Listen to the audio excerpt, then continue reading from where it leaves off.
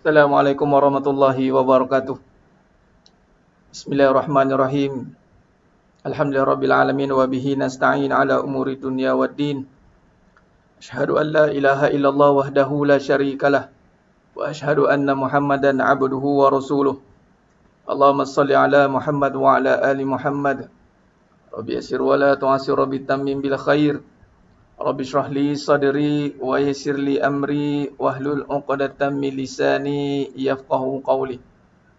Allahumma aftah alaina hikmataka wanshur alaina min khazaini rahmatika ya arhamar rahimin.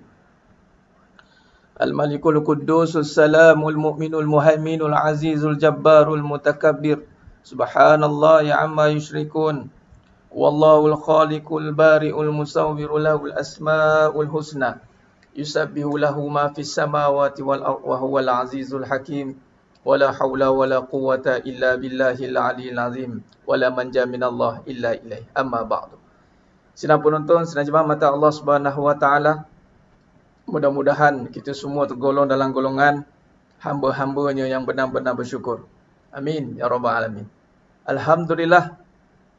Alhamdulillah summa alhamdulillah ala kulli ni'matin yang Allah telah berikan kita atas segala setiap nikmat yang Allah kurniakan kepada kita. Marilah kita berazam untuk benar-benar menjadi hamba-hambanya yang benar-benar bersyukur. Syukur yang membawa maksud apa saja yang kita ingat, kita lihat, itu membawa pada kita ingat. Lihat membawa pada ingat. Ingat pada siapa? Pencipta apa yang kita lihat. Itulah ta'rifan syukur yang sebenar itu adalah, kata ulama, syukur tahapan yang sebenar itu adalah membawa kepada ingat kepada pencipta. Ini Allah Azza wa Jalla. Dunia dijadikan adalah untuk menyatakan pencipta, menyatakan Allah. Adanya dunia bukan bermakna dunia bersifat ada. Ingat, adanya alam ini bukan bermakna alam bersifat ada. Adanya alam ini menyatakan Allah yang maha ada. Jadi mana mungkin kita boleh menjadi hamba yang kufur? Sepatutnya. Tetapi hakikatnya sedang penonton, sedang jemaah mata Allah SWT, Allah kata qalilan ma tashkurun. Sangat sedikit hamba-hambaku yang ingat kepada Allah Subhanahu wa taala. Sangat sedikit, qalil. Allahu akbar. Kenapa perkara ini berlaku? Kerana kita tidak melihat dengan hakikatan. Kita tidak melihat dengan nama Allah. Jadi pada malam yang penuh barakah ni, dalam tajuk yang kita akan sambung, yakni perbincangan tentang kitab Syarah Hakikat Kehidupan dalam bab Siddiq, membongkar kebenaran dan membenarkan. Alhamdulillah, terima kasih kepada semua yang dah bersiaran pada malam yang penuh barakah ni. Waalaikumsalam warahmatullahi. Kepada semua yang memberi salam, terima kasih. Alhamdulillah. Baik, jadi sidang penonton sedang mata Allah SWT, malam yang penuh barakah ni kita akan sambung pengajian kita untuk merungkai persoalan kehidupan bersandarkan kajian tauhid dan tasawuf. Kita tak mahu lihat kehidupan dengan pandangan mata kepala semata-mata, ataupun dengan reaksi yang di mana kita ambil daripada kata-kata yang melalui pengalaman kehidupan, tengok dengan keadaan kebendaan, apatah lagi dengan nafsu yang mengarahkan kepada kerosakan. Kita tidak mahu lagi melihat kehidupan dengan kebendaan. Kehidupan ini penuh dengan kekuasaan Allah Subhanahu wa taala sebenarnya. Kita tidak boleh lari walau seinci, walaupun sezarah. La tataharrakun zarratun, la tataharraku zarratun biiznillah. Tidak akan bergerak walau sezarah dengan tanpa izin Allah. Sepatutnya kita ingat Allah. Tapi adanya alam, adanya keadaan yang Allah jadikan ini menyebabkan lupa pada pencipta. Ini yang berbahaya. Jadi sedang penonton, sedang jemaah mata Allah SWT, sebagai contoh, alam, kejadian alam mungkin kita tahu Allah jadikan. Tapi kita akan gagal dalam kejadian alam diri kita. Alam semesta, alam manusia. Alam semesta mungkin kita akan tahu Allah yang maha menjadikan langit, bumi, binatang, semualah. Tapi yang kita gagal nanti adalah dalam kehidupan kita, yakni manusia. Alam diri, alam rumah tangga, alam pekerjaan, alam kehidupan, macam-macam alam yang berkaitan dengan kita, kita akan lupa. Kita akan terlepas pandang nanti sedang penonton, sedang jemaah mata Allah SWT. Menyebabkan dalam surah Sajadah ayat 9. Summa sawwahu wa nafakha fihi min ruhi wa ja'alakumus sam'a wal absara wal afidah qalilan ma tashkurun.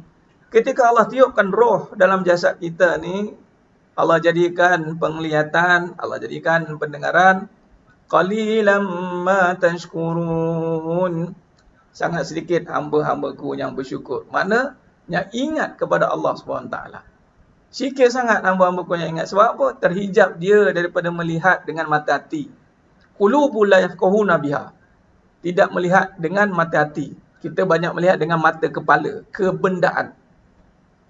Terutama je dengan alam diri kita ni, alam manusia.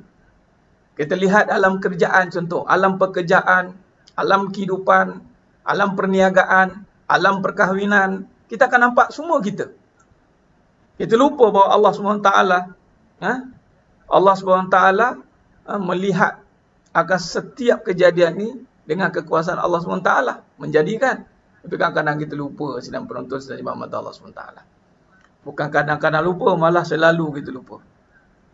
Jadi sedang penonton sedang ibadah mata Allah SWT, itulah isunya. Macam kita pernah rungkaikan sebelum ini, masalah utama atau persoalan kehidupan ni adalah untuk mengenal Allah SWT. Inilah tujuan kita dijadikan, adalah untuk mengenal Allah. Apa dalilnya? Surah Zariyat ayat 56.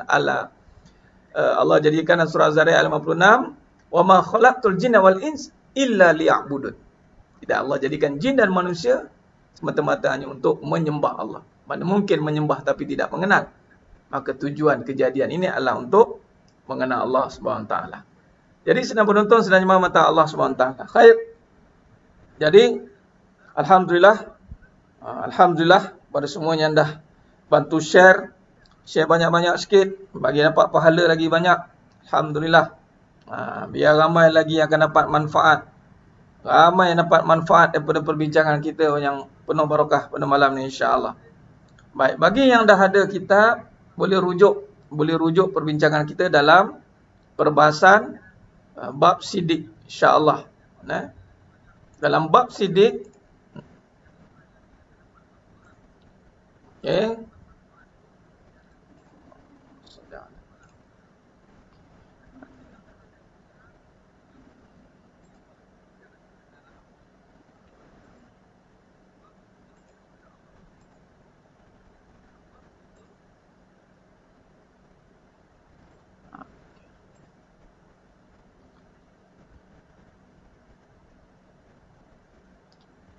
Dalam muka surat 29. Kita mana ada kitab dalam muka surat 29.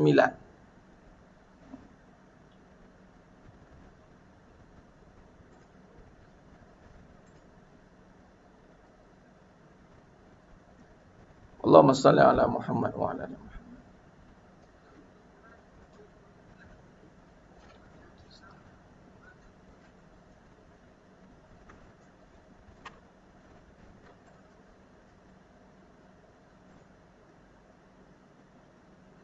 Okay.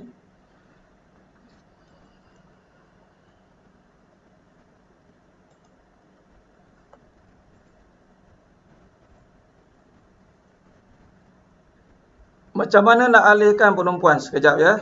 Saya ada tengah. Ya, kita diisi lama 29, kita baru musa 40. Okey, betul. Tuan Abdul Lafi. Benar tu. Saya tengah nak setting untuk pada kitab sekejap. Okey. Muka surat 38. Muka surat 38.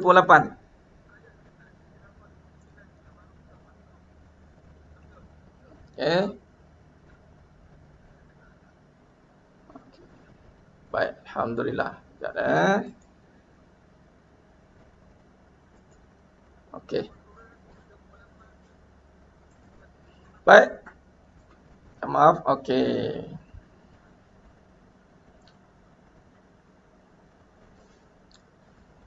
Baik, dalam kita nak mendalami dan mengkaji tentang perbincangan, bacalah dengan nama Tuhanmu. Ini bab yang pertama, ataupun kajian yang pertama dalam merungkai persoalan kehidupan. Okey. Baik. Baik.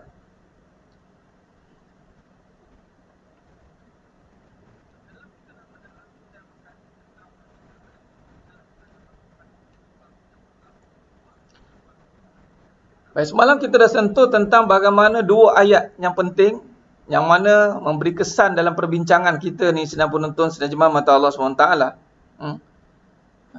Kitab Hakikat Kehidupan, Tuan Haji Yusof, Kitab Hakikat Kehidupan. Kitab Hakikat Kehidupan. Dan syarahan yang Allah izinkan, Allah takdirkan, Allah takdirkan saya untuk mengarangnya. Baik, dua ayat ni kita dah sentuh semalam tentang perbincangan. Dua ayat ni kisah yang mana bagaimana boleh kita ambil dengan siddiq ini, tasdiq bil qalbi, dengan nama Allah ni.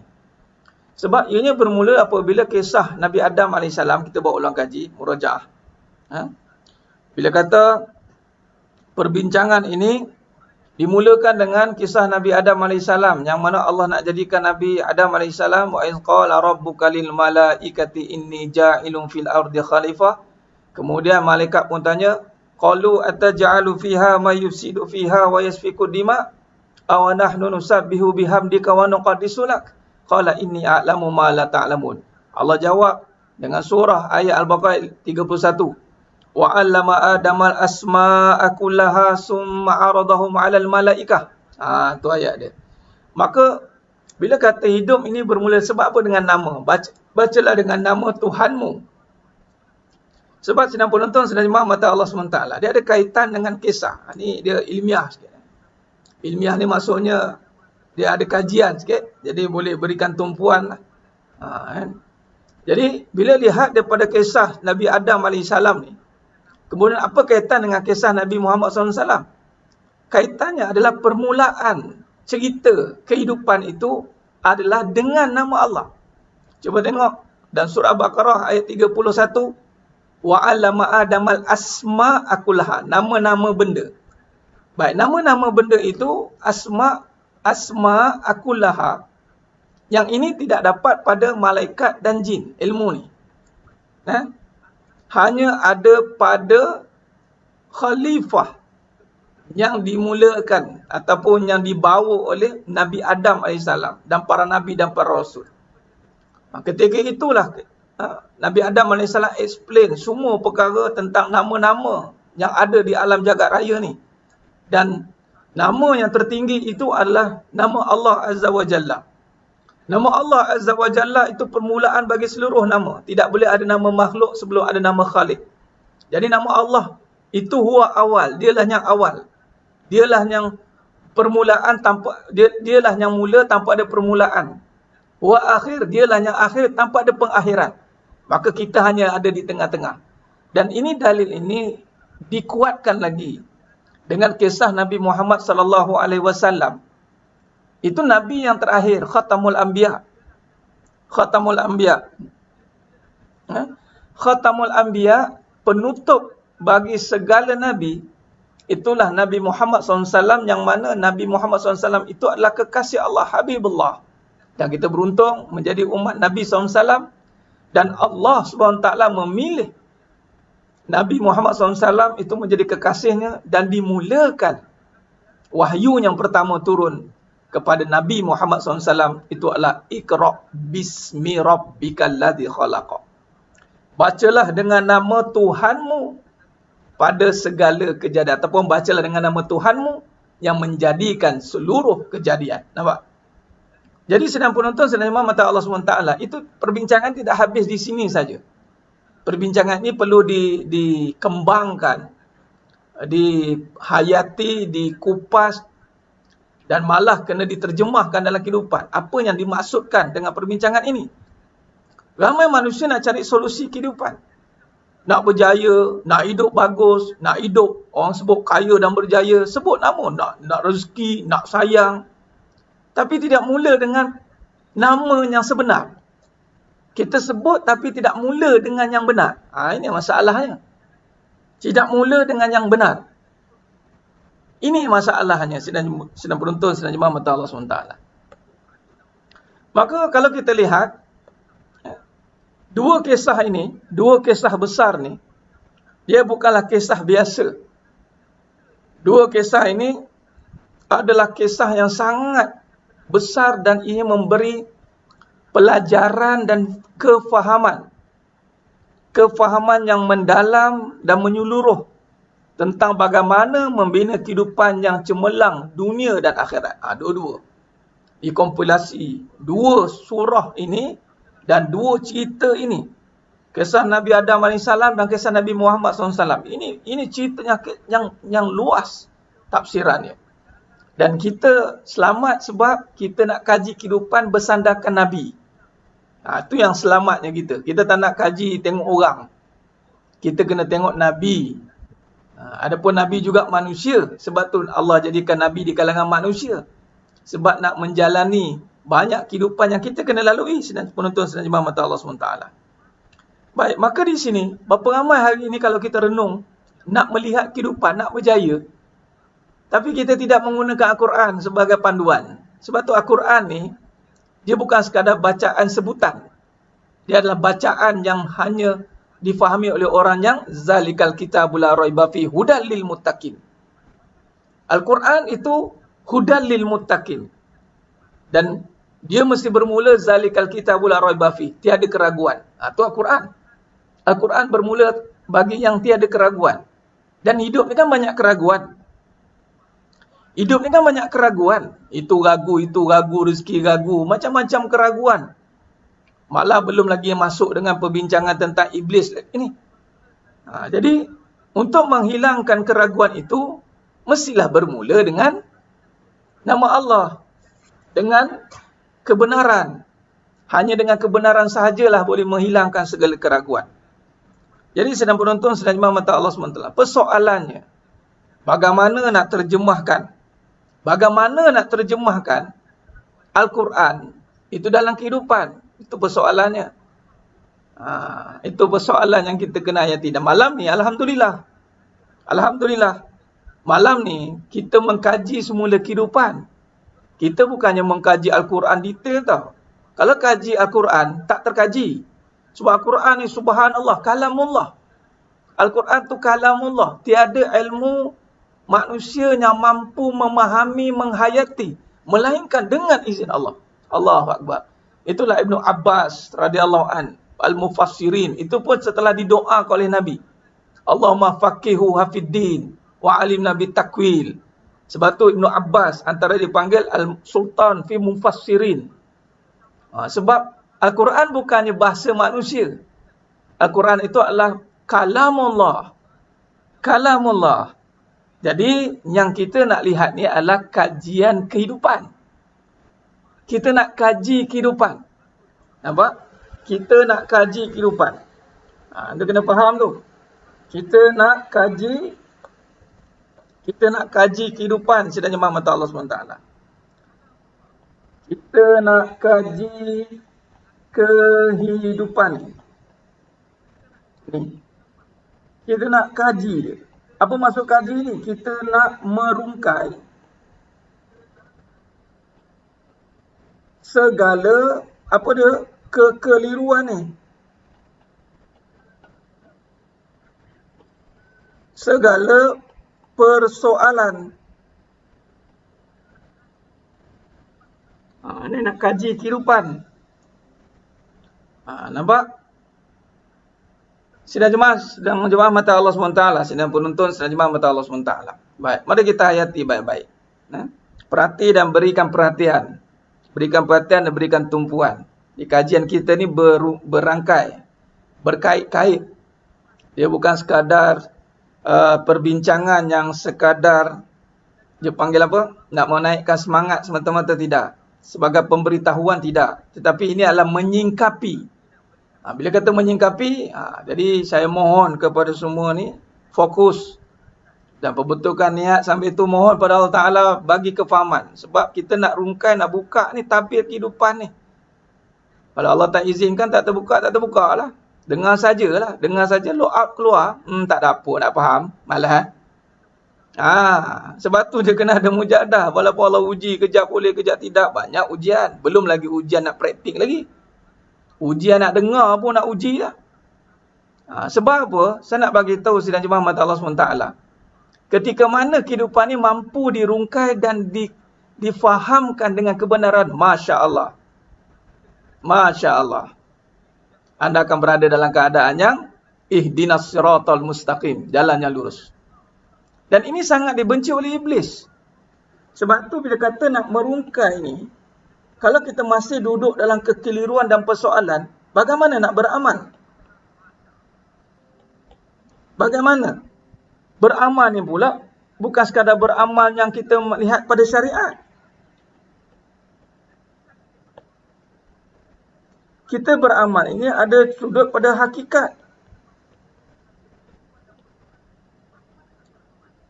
Ini zahir, ini batin.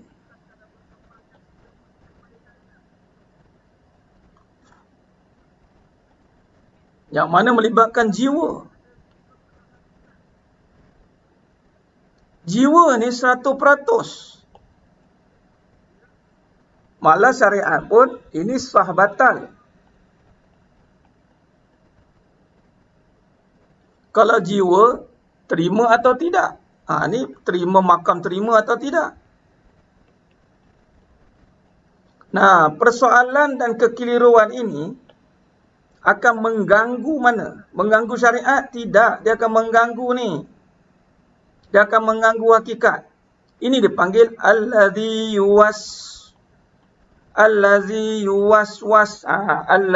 yuwaswisu fi sudurin nas. Berapa ramai hari ni solat tapi masih tidak yakin? Itu soalan dia. Ni solat kauli, rukun kauli, rukun fi'li, rukun qalbi. Di mana qalbi ni? Bagaimana nak sempurna solat kalau masih ada was-was? Was-was tentang apa? Was-was tentang rezeki, Ustaz. Tentang rezeki, tentang kasih sayang, tentang masa depan.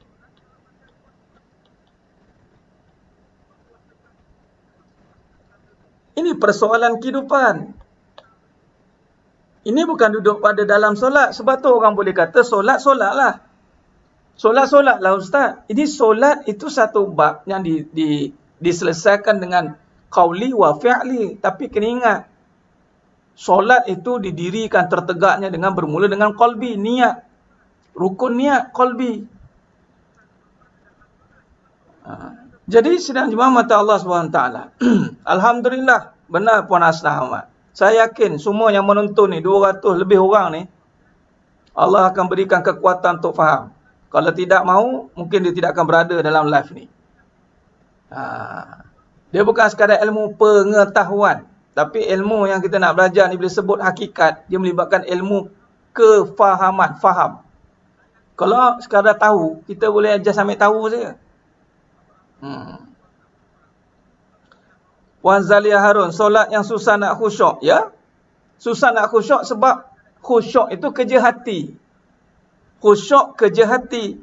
Tapi hati masih risau, masih ragu, macam mana nak khusyuk? Nah.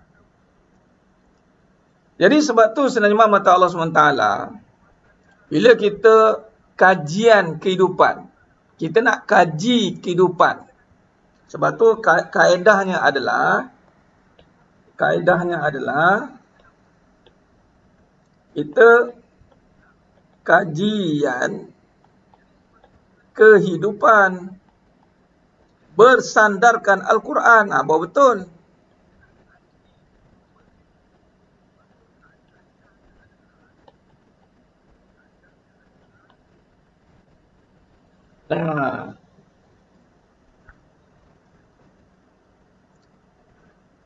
Jadi sedang penonton, sedang jemaah mata Allah SWT, kajian kehidupan itu bersandarkan Al-Quran. Kalau kita nak kaji Al-Quran, Allahu Akbar, susah, boleh, tapi banyak kita nak kaji. Kalam Allah. Allahumma salli ala Muhammad wa ala ali Muhammad. Jadi bersandarkan Quran, bukan kaji kehidupan, bersandarkan mah-mah. Hidup kamu macam mana, mah? Ada. Tanya ke orang. Engkau kalau suami engkau buat perangai macam ni, apa yang kau buat? Aku talakkan je. Isteri nalak suami. Jangan bagi muka dengan suami macam ni. Dia tanya pengalaman orang. Kita tak nak belajar kajian kehidupan bersandarkan pengalaman. Sebab tak semua pengalaman itu benar. Tak semua. Tak semua. Malah, saya yakin pengalaman tu banyak yang batil. Nak tahu pengalaman tu batil atau tidak, tengok dia melalui macam mana. Banyak sakit hati ke, banyak puas hati. Nak tahu pengalaman itu batil ataupun hak, puas hati atau banyak sakit hati.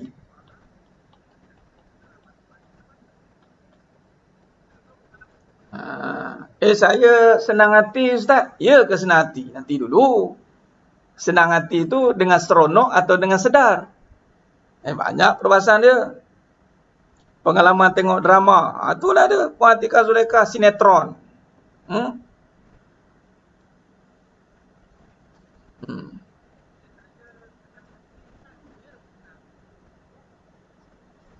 Benar Tuan Yusof, kita faham, kita baca. Itu salah satu cara lah Tuan Haji Yusof. Nak khusyuk dalam solat, salah satunya kita faham apa yang kita baca. Kita sebut tu, yang ni Al-Quran. Dan faham itu mesti diterjemahkan dalam kehidupan. Fahsya wal munkar. Solat itu mencegah fahsya wal munkar.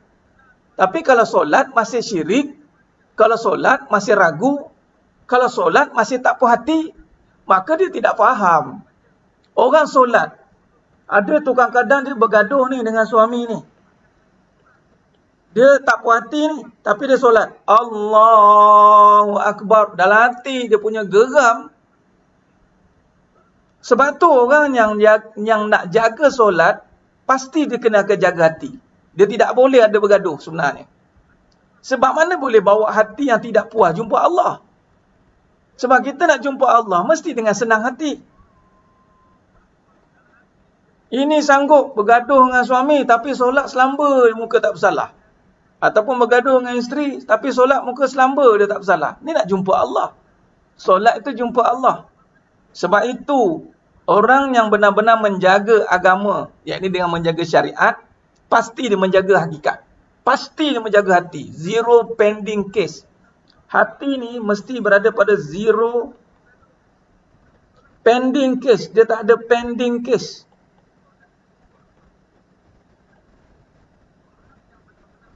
Dia tak ada zero, dia mesti ada zero case. Dia tak ada pending.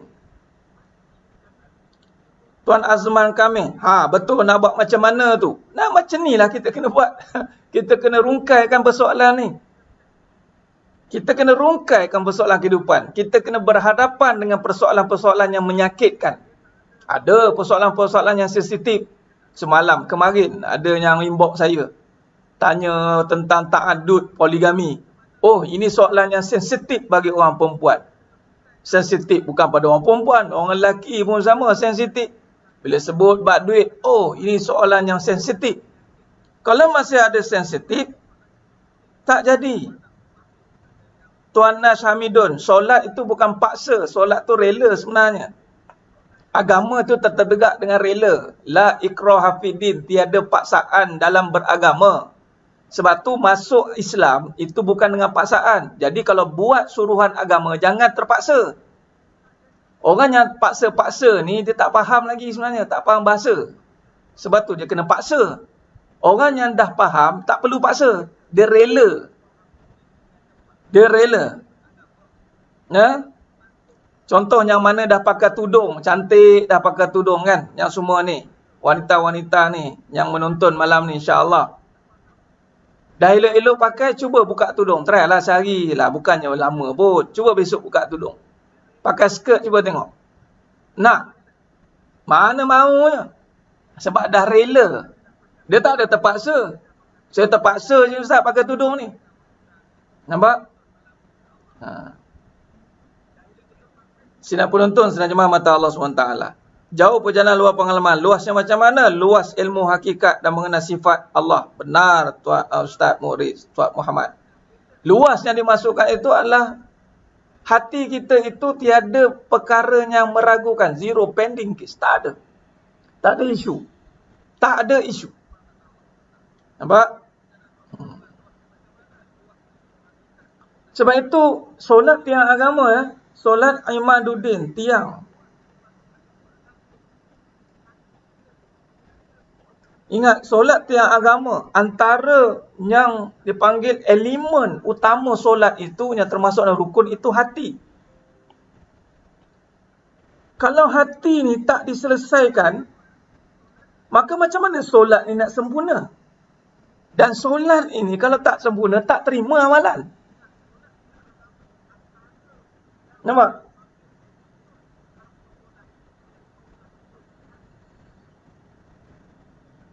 Solat. Berapa ramai, itulah. Sanggup biarkan hatinya sengsara. Sanggup biarkan. Sedangkan dia nak solat. Maknanya dia bukan nak solat. Dia sekadar nak tunjuk dia solat. Nah, dah riak. Riak lah nak tunjuk dia solat. Sebab kalau orang yang benar-benar solat, pasti dia nak hati dia mesti kena tenang. Saya ni Ustaz, hati saya tak boleh, tak ada tak puas hati. Saya tak boleh ni, ada penyakit ragu ni Ustaz, tolong. Dia mesti.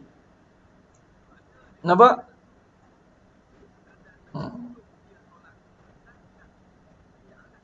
Tuan Muhammad Khairi, tu tak apa, tu kaitan dengan Allah. Takut dengan Allah, takut neraka, tak apalah. Apa saja berkaitan dengan Allah tu dikira lah. Tapi yang kita tak nak ni, solat tapi dalam hati ada makhluk.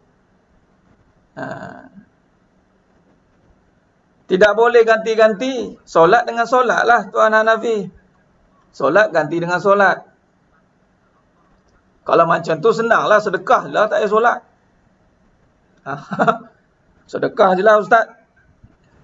Tak boleh lah gitu. Sebab tu kata ulama ada yang meletakkan ganti ataupun dia kena perbaiki solat dia, jaga balik solat dia. Itu kebaikan yang akan datang. Antara tanda solat tu diterima adalah dia akan menjaga solat yang seterusnya. Dari segi waktu awal, waktu solatnya, dari segi persiapannya, menjaga hatinya, itu tanda amalan ataupun solat. Sebab antara amalan diterima, Allah tambahkan lagi kebaikan. Maknanya Allah jaga kebaikan. Nampak? Sudah jemaah mata Allah Subhanahu Wa Taala.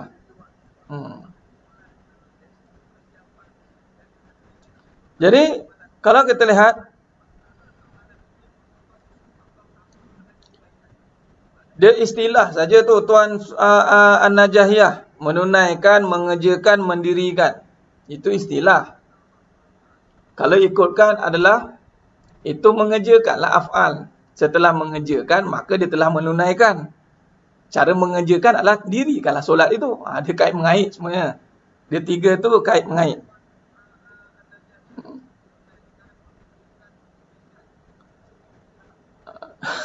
Tuan Sarif Pardi. Nak tengok cerita Doraemon juga. Allahu Akbar. Dia begini Tuan Sarif Pardi. Dia bukan sekadar tengok